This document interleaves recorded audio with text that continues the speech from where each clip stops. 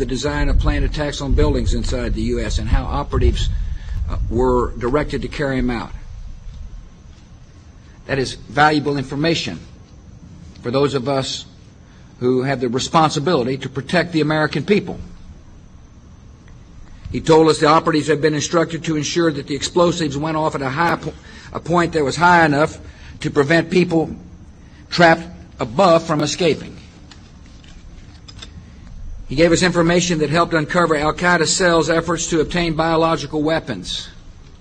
This is Building 7, a 47-story skyscraper that fell on the afternoon of September 11th. The government says that fire brought it down. However, 1,500 architects and engineers concluded it was a controlled demolition. Over 6,000 of my fellow service members have given their lives. And thousands of my fellow first responders are dying. I'm not a conspiracy theorist. I'm a structural engineer. I'm a New York City correction officer. I'm an Air Force pilot. I'm a father who lost his son. We're Americans, and we deserve... I lost my husband. My son. My uncle. My nephew. September 11th, 2001. Most people don't know a third tower fell that day. The government says fire brought it down. The collapse of World Trade Center 7 was primarily due to fires.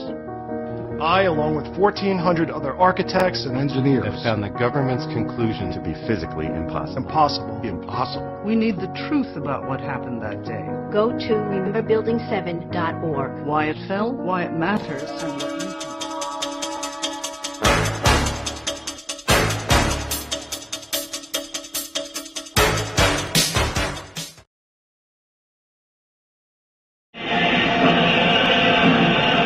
More than 60,000 armed Christians were on their way to reclaim Jerusalem from the infidel.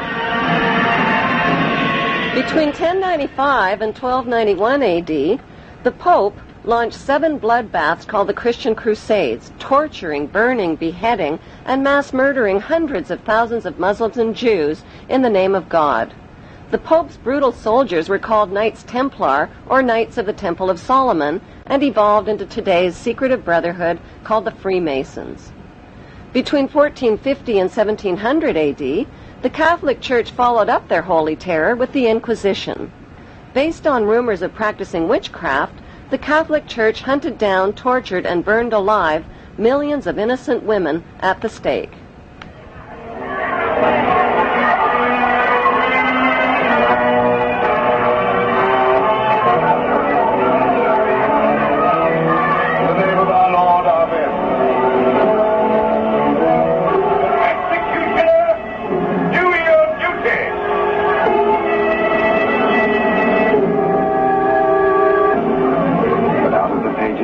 Is to emerge the one truth.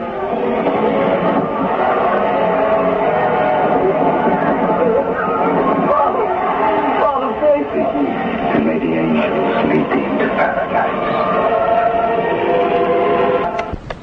During World War II, the Vatican was criticized for supporting Hitler and his Nazi regime. To this day, the Vatican is still under investigation for plundering Nazi gold from the Swiss bank accounts of Jewish Holocaust victims.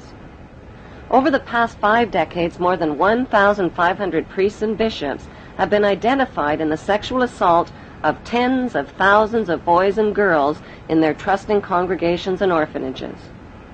Why is this filthy rich institution preaching spiritual values of poverty and chastity while cardinals, bishops, and priests cover up their crimes of sexual abuse? Why has the Church fought and resisted the compensation claims of their sexually, emotionally, and spiritually traumatized victims? Like Vatican City, London's inner city is also a privately owned corporation or city-state, located right smack in the heart of Greater London. It became a sovereign state in 1694 when King William III of Orange privatized and turned the Bank of England over to the bankers. By 1812, Nathan Rothschild crashed the English stock market and scammed control of the Bank of England. Today, the city-state of London is the world's financial power center and the wealthiest square mile on the face of the earth. It houses the Rothschild-controlled Bank of England, Lloyd's of London, the London Stock Exchange, all British banks, the branch offices of 385 foreign banks, and 70 U.S. banks. It has its own courts, its own laws, its own flag, and its own police force. It's not part of Greater London or England or the British Commonwealth, and pays no taxes. The city-state of London houses Fleet Street's newspaper and publishing monopolies. It is also the headquarters for worldwide English Freemasonry and headquarters for the worldwide money cartel known as the Crown. Contrary to popular belief, the Crown is not the royal family or the British monarch. The Crown is the private corporate city-state of London. It has a council of 12 members who rule the corporation under a mayor called the Lord Mayor. The Lord Mayor and his 12-member council serve as proxies or representatives who sit in for 13 of the world's wealthiest, most powerful banking families. This ring of 13 ruling families includes the Rothschild family, the Warburg family, the Oppenheimer family, and the Schiff family.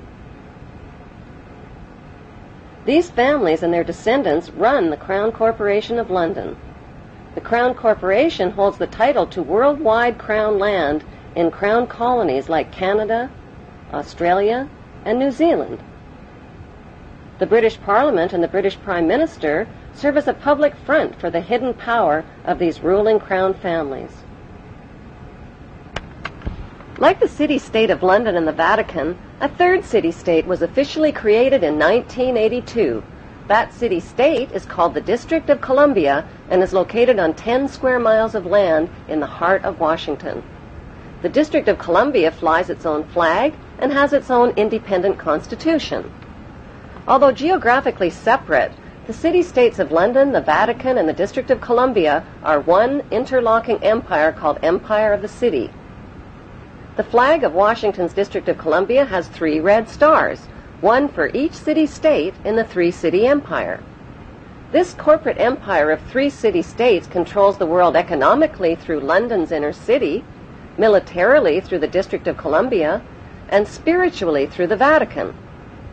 The Constitution for the District of Columbia operates under a tyrannical Roman law known as Lex Fori, which bears no resemblance to the U.S. Constitution. When Congress passed the Act of 1871, it created a separate corporate government for the District of Columbia. This treasonous act allowed the District of Columbia to operate as a corporation outside the original Constitution of the United States and outside of the best interests of American citizens.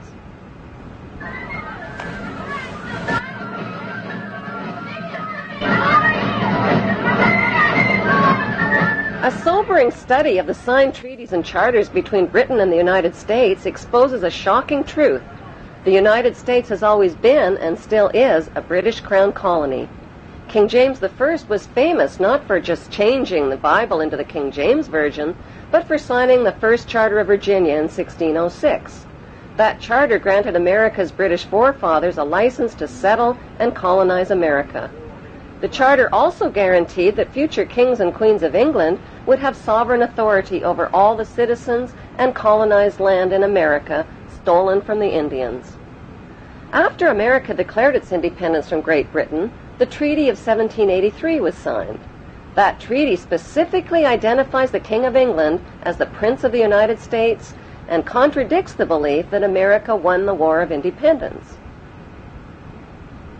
Although King George III of England gave up most of his claims over his American colonies, he kept his right to continue receiving payment for his business venture of colonizing America. If America had really won the War of Independence, they would never have agreed to pay debts and reparations to the King of England. When Congress passed the 13th Amendment to the Constitution, the U.S. President was made subservient to the King of England.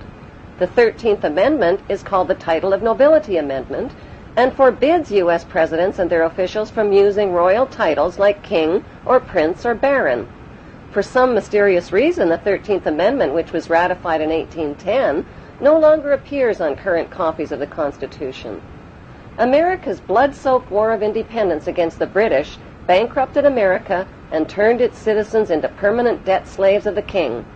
In the War of 1812, the British torched and burned to the ground the White House and all U.S. government buildings and destroyed ratification records of the U.S. Constitution.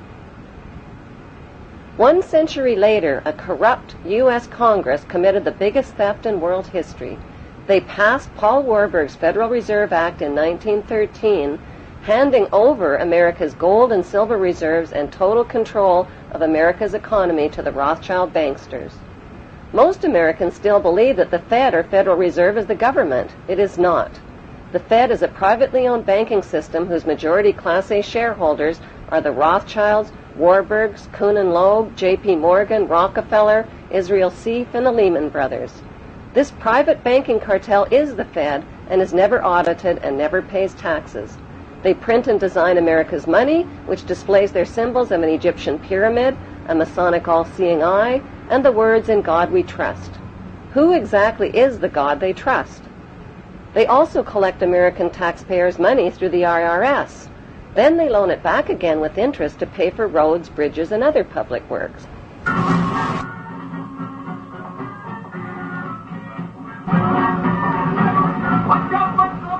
American presidents are handpicked and financed by these special interest power groups. Like George W. Bush, John Forbes Kerry, whose initials are JFK, is a member of Yale University's Skull and Bones Brotherhood. The Forbes part of John Kerry's name identifies his descendancy from Captain Robert Bennett Forbes, who was a drug runner for the Rothschilds' opium drug trade with China in the 1800s. Most U.S. citizens believe that the United States is a country and that the President is the most powerful man on earth. The United States is not a country. It is a corporation, and the President is President of the Corporation of the United States. He and his elected officials work for the corporation, not for the American people. Since the United States is a corporation, who owns the corporation of the United States?